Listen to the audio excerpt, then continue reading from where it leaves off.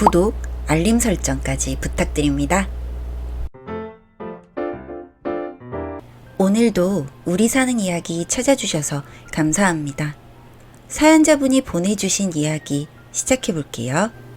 제가 결혼 후 얼마 지나지 않아 친정엄마가 쓰러지셨습니다.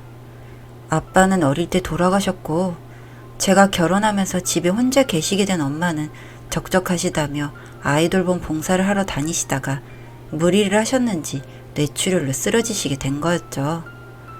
뇌출혈 후유증은 지켜봐야 한다고 해서 병간호한다고 퇴직하고 엄마 옆에 붙어있기를 1년 남짓. 고민 끝에 엄마를 요양병원으로 모시기로 결정했습니다. 언어장애와 식별장애, 후유증이 동시에 오는 바람에 제가 딸인 줄 인지를 못하셔서 옷이라도 갈아입히려고 다가갔다가 두들겨 맞고 말씀을 제대로 못하셔서 조금 언짢으시면 소리를 지르시고 핑계일 수 있겠지만 제가 옆에서 해보려고도 해봤지만 그럴수록 엄마가 다치고 아파하니까 못하겠더라고요. 저는 한다고 하는데 엄마는 아파하기만 하고 점점 지쳐가고 예민해지던 제가 결국 결정한 방법이었어요. 남편은 제가 퇴직할 때도 1년 정도 엄마 옆에만 붙어있고 간호기간이 길어질수록 점점 예민해져가고 지쳐갈 때도 항상 응원해주고 제 옆을 지켜줬습니다. 밥 한 끼 제대로 차려주지도 못했는데도 그 기간을 묵묵히 같이 버텨주고 퇴직금으로 엄마 병원비를 충당하고 있었는데 그 사실을 알고 남편이 많이 속상해하기도 했어요. 가족인데 남같이 굴어서 섭섭하다고 말이죠. 엄마를 더 이상 제가 케어하지 못하고 요양병원에 모셔다 드리고 돌아오는 날 시어머니께서 집에 좀 들렀다 가라고 연락이 왔습니다. 순간 심장이 막 두근거리면서 손이 파르르 떨리고 너무 무서웠어요. 엄마 때문에 1년간 찾아뵌 적도 없었고 지 엄마 요양병원에 가져다 버리는 무정한 년이라고 욕할까봐, 간호 하나 똑바로 못해서 후유증 생기게 했다고 욕할까봐. 가기 싫다고 남편한테 말했지만 웬일인지 제 말에 대답도 하지 않고 시댁으로 가더라고요. 시댁 문 앞에 초인종을 누르고 서서 기다리는데 다리가 떨리고 머리가 멍해지고 1초가 1시간 같고 지금이라도 도망갈까? 라고 생각하는 순간 문이 열렸습니다. 소가 도축장 끌려가듯 무거운 발걸음으로 시댁에 들어서니 시어머니께서 저를 꼭 안아주셨습니다. 저를 안은 채로 어머니께서 말씀하셨어요. 고생했다고. 누구보다 네가 고생했을 거라고. 찾아가 보려고 했는데 신경 쓸 것도 많은데 괜히 더 힘들게 할 것 같아서 가지 못했다고. 그러고 제 손을 꼭 잡고 거실로 데리고 들어가셨습니다. 거실에는 맛있는 음식이 차려져 있는데 가슴이 미어지면서 울컥하더니 눈물이 났습니다. 엄마 버리고 와서 이걸 먹어도 되는 건가 싶고 뭐 잘한 년이 온다고 이런 걸 준비하셨나 하는 생각도 들고요. 뚝뚝 떨어지는 눈물을 흘리며 가만히 서 있는데 잡고 있던 제 손을 어머니께서 토닥이시며 제 탓이 아니라고, 충분히 최선을 다했다고, 찾아뵙지 않을 것도 아니고 자주 가서 얼굴 뵙고 맛있는 것도 사드리고 하면 되는 것을 너무 나쁘게만 생각하지 말라고 하시며 저를 위로해 주셨습니다. 그 말을 듣고 저는 주저앉아서 펑펑 울었어요. 아마 위로의 말이 필요했는지도 몰라요. 그럴 수도 있는 거라고 이해해주는 사람이 있기를 바랬는지도 모르겠습니다. 그날 시댁에서 하룻밤을 보내고 집으로 돌아와 후유증 치료에 대해 공부도 하기 시작했고 시부모님 건강에 대해 신경 쓰기 시작했습니다. 엄마 아프고 난 후 처음 맞이하는 명절, 병간호 때문에 찾아뵙지도 못했고 시어머니와 형님 두 분께서 준비하시느라 힘드셨을 거라 그날은 저 혼자 하루 먼저 시댁에 갔습니다. 시어머님과 조금 여유롭게 장도 보고 뭐하러 일찍 왔냐고 하시면서도 내심 기분 좋아 보이는 시아버지. 저녁엔 시아버지께서 사주시는 고기까지 먹고 음식재료 준비하고 다음날 오랜만에 형님을 뵈었습니다. 음식 준비를 하며 저희 엄마는 어떠신지, 간호는 어쩌고 여기 와 있는 건지 요즘 저의 근황에 대해 이것저것 많이 물으시더군요. 오랜만에 만났으니 그러려니 했습니다. 시댁 식구들이 다 모이고 친척들도 오랜만에 보는 저에게 궁금한 게 많았는지 이것저것 물으시려고 했지만 시어머니께서 대신 얼버무리시며 대답하시고 시아버지께서도 대놓고 편은 들지 않으셨지만 한마디씩 어머니 말씀을 거드시면서 불편한 티를 내시니 더 이상 질문하지 않으시더라고요. 명절 당일날 아침을 준비하며 주방에 있는데 형님이 다가와서 저에게 작은 목소리로 말씀하셨습니다. 동서는 이제 친정 갈 곳도 없으니까 마무리 동서한테 맡기고 난 좀 일찍 가도 되지? 우리 친정은 여기서 좀 멀잖아. 하시면서 말이죠. 심장에 바늘이 쿡 하고 찌르는 것 같이 아파오는데 저는 갈 곳이 없는 건 사실이지만 이렇게 말해야 하나 하는 생각이 들면서 사람이 참 이렇게까지 미울 수 있나 싶더라고요. 식사 후 정리를 하는데 형님께서 눈치를 살살 보시더라고요. 얘기 꺼낼 타이밍을 찾으시는 것처럼. 설거지는 잔뜩 쌓여가고 밥상이가 슬슬 정리되어 갈 때쯤 후다닥 조카들 옷을 입히고 형님께서 아주버님께 눈치를 주니 겉옷을 챙겨 입으시더라고요. 반찬을 정리하고 있는데 형님께서 막 달려오시더니 반찬통을 내려놓고 제 손에 형님 겉옷과 가방을 쥐어주시는 거예요. 그러더니 시어머님 들으시라고 아주 큰 소리로 말씀하셨습니다. 어머, 동서, 나 벌써 가라고? 설거지가 저렇게 쌓였는데 혼자 다 할 수 있겠어? 어머, 우리 집 멀다고 배려해주는 거야? 이 소리를 들으시고는 시어머니께서 주방으로 오셨습니다. 시어머니께서 오신 걸 곁눈질로 확인한 형님은 제 손에 얹혀있는 겉옷과 가방을 집어들고는 미안해서 어째, 그래도 이렇게 배려해줘서 너무 고마워 하시며 주방을 나섰고 서 계시는 시어머님과 소파에 앉아 계시는 시아버지께 형님은 간단히 인사드린 후 가버리셨습니다. 제가 일은 할 수 있어요. 할 수는 있는데 말을 꼭 저렇게 해야 직성이 풀리는 걸까요? 남의 아픈 데를 왜 그렇게 찌르는 건지 이해할 수 없었습니다. 막상 정리 다 하고 마지막까지 시댁에 남아있으니까 기분이 이상하더라고요. 그냥 뭔가 말로는 표현하기 힘든 쓸쓸함이라고 해야 하나? 시어머니께서 싸주신 명절 음식 봉투를 만지작거리며 서 있으니 남편이 이제 우리도 가자며 겉옷을 챙겨 입더군요. 그래, 우리도 집에나 가자 하며 봉투를 들고 인사드리려는데 시어머니께서 겉옷을 입고 나오셨습니다. 시아버지께서는 이미 알고 계시는 외출이신 듯 어디 가냐고 묻지도 않으셨고 저희 가는 길에 어디 데려다 드려야 하나 보다 하고 어머님과 함께 차에 올라탔습니다. 차 안에서 시어머니 핸드폰이 울렸고 전화를 받으셨는데 통화 소리가 워낙 커서 듣고 싶지 않았는데 들렸고 들리지 않은 척하고 싶었는데 눈물이 쏟아졌습니다. 전화를 건 사람은 어제 저녁에 시댁에 들렀던 사촌분이었어요. 작은 며느리가 지 엄마 병원에 갖다 버렸다며? 알고 있었어, 형님? 또박또박 한 글자 한 글자 명확하게 들리는 목소리. 운전하던 남편도 그 소리에 놀라 차를 멈춰 세웠고 저는 그저 옆에서 눈물만 흘리고 있었습니다. 시어머니께서는 누가 그딴 소리를 했냐고 화를 내시며 소리치셨고 돌아오는 대답은 큰 며느리한테 들었다는 말. 작은 며느리가 생긴 거랑 다르게 아주 독하다는 대답. 예상 못한 반응은 아니었지만 실제로 겪고 나니 정말 마음이 많이 아프고 내가 많이 죄인이구나 싶고 이 상황을 그저 피하고만 싶었습니다.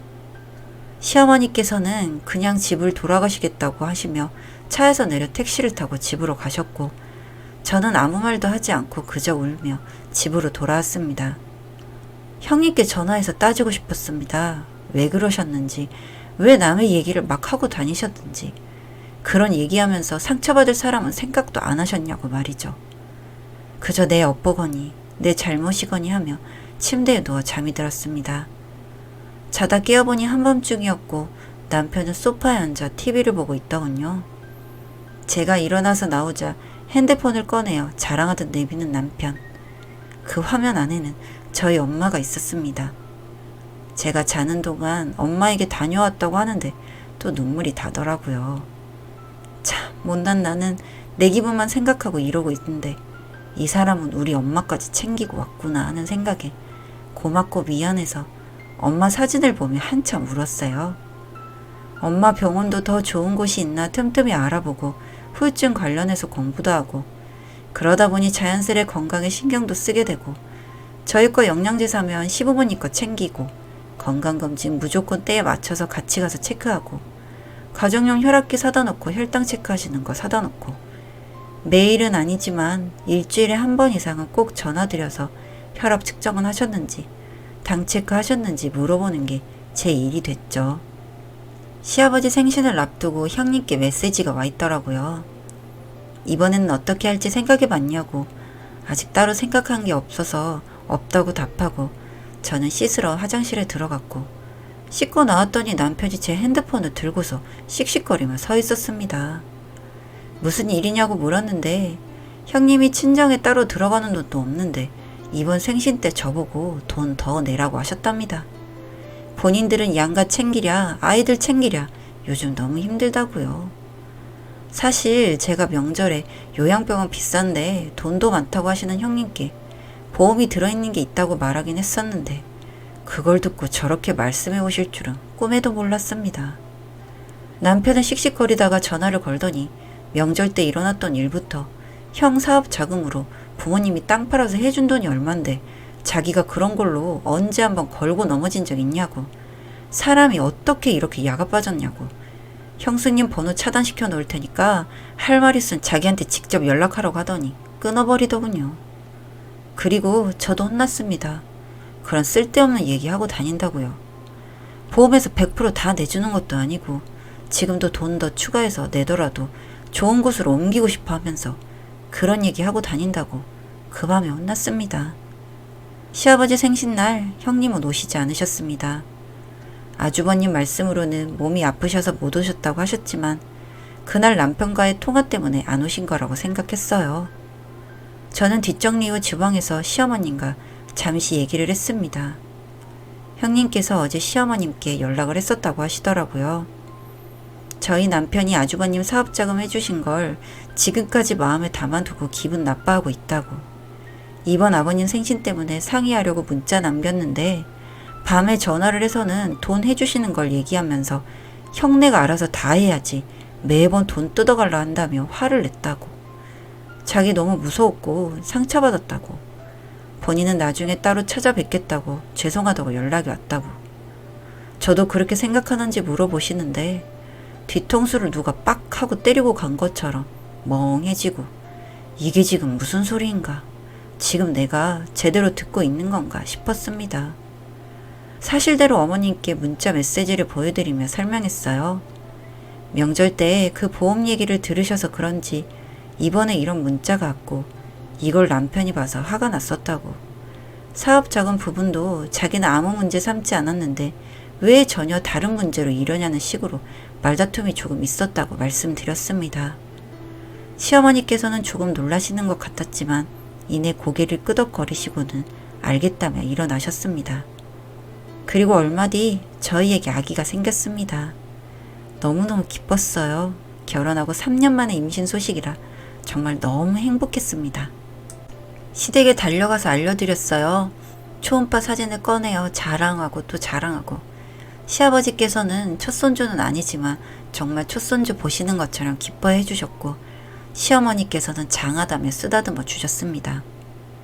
그날 오후 시아버지께서 아주버님께 전화를 하셔서 저녁에 가족 모임이 있을 예정이라고 선포를 하셨습니다. 참여하지 않으면 불이익이 있을 거라고 또 말씀하셨고요. 저희는 이미 시댁에 와 있는 상태라 상관이 없었지만 이렇게 갑자기 가족 모임을 여는 것은 처음 있는 일이라 저도 그렇고 남편도 당황스러웠습니다. 음식도 그렇고 아무것도 준비가 안 돼 있어서 걱정스러운 표정을 짓자 눈치를 채셨는지 외식할 거니까 걱정 말라는 시아버지. 큰집이 올 때까지 기다리고 있었습니다. 역시나 형님은 오시지 않으셨고 그날 가족 모임 분위기는 많이 어두웠습니다. 시어머니께서는 초기에 잘 먹어야 된다고 제 앞에 음식을 계속 놔주시는데 분위기가 살얼음판이라 먹다가 체할 것 같아서 못 먹고 있는 상황. 조용한 분위기 속 시아버지께서 말씀하셨습니다. 큰애 집에 더 이상의 지원은 없다라고 하시더군요. 최근에 사업이 조금 힘들어지셨는지 사업자금 좀 더 지원해달라고 말씀을 드렸었나 보더라고요. 냉정하게 시아버님은 더 이상은 안 된다고 가족들 앞에서 거절하셨습니다. 전혀 그런 내용을 모르고 있던 터라 저는 그저 눈만 꿈뻑꿈뻑. 아주버님은 마음이 급하셨는지 시아버지께 계속 설명을 하며 부탁을 드리고, 조카들은 그러거나 말거나 음식 먹기 바쁘고, 남편은 저럴 줄 알았다는 듯이 팔짱을 끼고 그 모습을 지켜보고, 시어머니께서는 신경 쓰지 말라며 제 앞에 음식을 계속 놔주시고 아주 정신없는 가족 모임이었습니다. 임신 중에도 저의 시부모님 건강 챙기기는 계속되었습니다. 일주일에 1, 2회 전화해서 혈압 당 체크하기, 식단이랑 운동량 확인하기 등등. 배가 점점 불러오면서 자주 찾아뵙고 하는 게 힘들어질수록 전화하는 횟수가 많아지기 시작해서 시부모님께서 조금 귀찮아 하셨다는 것만 빼고는 별다른 큰일 없이 출산 준비를 하고 있었습니다. 제가 진통할 때도 시어머니께서 옆에 와서 계셔주셨고, 친정 엄마가 필요한 순간 빈자리가 느껴지지 않게 도움을 많이 주셨습니다. 그렇게 저의 첫째 아들이 태어나고 시아버님의 폭탄 선언이 발표되었습니다. 본인들도 몸이 아프면 요양병원에 갈 것이고 그 비용은 미리 준비해뒀으니 이건 절대 무슨 일 있어도 자식들에게 주지 않을 것이라는 것과 그 나머지 모든 재산을 둘째 며느리에게 상속한다라고 말이죠. 이 말을 들은 형님은 그간 가족 모임에 참석하지 않았던 일들은 잊으신 것인지 시댁에 바로 달려와 따져 묻기 시작했습니다. 남은 재산이 얼만데 그걸 다 둘째 아들도 아니고 며느리한테 주시는 거예요? 저는 며느리 아니에요? 큰아들 지금 사업 휘청휘청 하는데 도움 좀 달라고 할 때는 안 된다고 칼같이 거절하시고, 그 후에 제가 찾아와서 그렇게 부탁할 때는 쳐다보지도 않으시고 돈도 없다고 하시더니 이제 와서 무슨 소리 하시는 거예요, 정말? 어쩜 이러실 수가 있으세요? 라며 악에 받쳐 소리치시는 형님. 집이 쩌렁쩌렁 울릴 정도로 큰 소리로 얘기했지만 그 어떤 누구도 대답하지 않고 듣고만 있는 상황. 옆에 가만히 앉아 계시던 아주버님도 한마디 하셨습니다. 이해가 되지 않는다고. 본인 지금 많이 힘든 상황이고 몇 번이고 찾아와서 말씀드리지 않았냐고. 조금만 더 도와달라고 그렇게 말씀드렸고 엊그제도 와서 그렇게 부탁드렸을 때 거절하지 않으셨냐고 하시면서 말이죠. 끝까지 듣고만 계시던 시아버지께서 말씀하셨습니다. 작은 며느리 1년 동안 고생하며 병원에만 있을 때, 너희 사업 잘 되고 있을 때 그때 집에 한번 찾아와서 고맙다고 인사한 적 있느냐? 하다못해 동생한테 전화해서 밥은 챙겨 먹는지 물어본 적 있냐? 라고 묻자 아주버님은 대답을 못 하시더군요. 그런 아주버님을 힐끗 쳐다보시고는 형님을 향해 말씀하셨습니다. 고생하다 돌아온 손 아랫사람 보자마자 돈 많아서 부모 요양병원 보냈다고 말이나 하고, 뒤에서 행여 말 나올까 다들 조용히 있는데 사촌들 불러 모아서 윗사람이라는 게 독해서 부모 요양병원 보냈다느니 그런 소리 나고 있고, 어쩌면 사람이 그럴 수가 있어? 라고 말씀하시자 아주머니께서 놀라시더군요. 그러고는 표정이 굳어진 상태로 형님을 끌고 집 밖으로 나가셨습니다. 무뎌졌을 거라 생각했는데 저 말은 언제 들어도 마음이 미어지는 말이네요. 착잡한 표정으로 앉아있는데 시아버지께서 저에게 말씀하셨습니다. 절대 내가 주는 땅 남편에게도 주지 말아라. 나는 바로 네 명의로 바꿔줄 거니까 저놈도 믿지 말고 꼭 네가 가지고 있어야 한다. 라고 말이죠. 그 말을 들은 남편은 조도 안 갖는다고 아들을 안고서 방으로 들어가 버렸고, 시어머니께서는 큰애들은 또 돈 급해지면 또 찾아올 거다. 항상 그래왔거든. 쟤들이 연락 올 때는 지들이 아쉬울 때뿐이었어, 항상. 그러니 너무 걱정하지 말아라. 그리고 이제 너에게 돈을 다 준 거나 마찬가지니까 아마도 그 돈 받으려고 큰 집 전화를 네가 받아야 할지도 모르겠다. 그럴 땐 시아버지한테 이른다고 하고 끊어버려라. 라고 코칭해 주셨습니다. 시어머니 말처럼 요즘 저는 형님 연락 때문에 못 살 지경이고요. 전에 남편이 번호 차단시켜놨었는데 번호를 바꿔가지고 연락하더라고요. 전화를 받지 않으니 문자를 보내더군요. 정말 혼자 다 가질 거냐고. 같은 며느리로 같이 고생하는데 혼자 다 가져가는 건 말이 안 되지 않냐면서요. 차단하지 않고 그냥 보고 있습니다. 언제쯤 지칠지 궁금하기도 하고 끝까지 뭐라고 하나 궁금하기도 해서요.